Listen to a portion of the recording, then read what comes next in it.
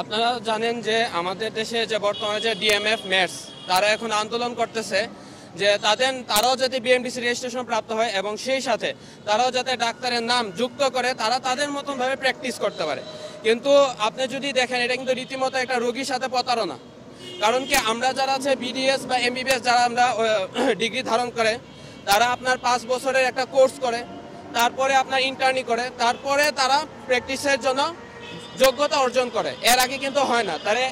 তারা যারা আছে তারা কিভাবে একটা 1.5 থেকে 2 বছরের একটা কোর্স করার মাধ্যমে সেই দক্ষতা অর্জন করতে পারে যে সে রোগী দেখবে। তো এটা তো রোগীর সাথে প্রতারণা এবং দেশের স্বাস্থ্য ক্ষেত্রের জন্য সেটা অনেক বড় একটা ঝুঁকি। এখন আপনি তো চান না যে আপনার স্বাস্থ্য ঝুঁকিত হোক, সেটার সাথে তো কোনো কম্প্রোমাইজ করা কি ঠিক?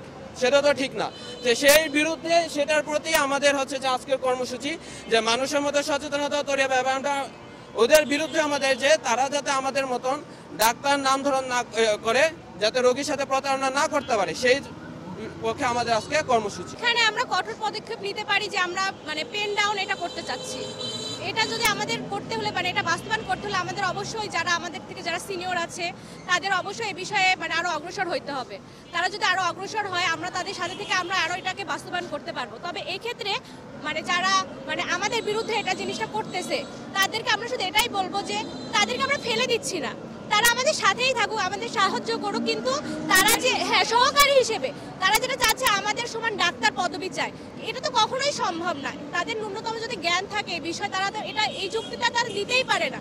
তারা আমাদের সাথে থাকুক, তারা মিলে একসাথে দেশটাকে আগায় নিয়ে যাই, স্বাস্থ্য সেবাকে আরো ভালো জায়গায় নিয়ে যাই, এটাই শুধু আমরা এটা চাচ্ছি। তাদেরকে আমরা কখনোই ফেলে দিতে চাচ্ছি না।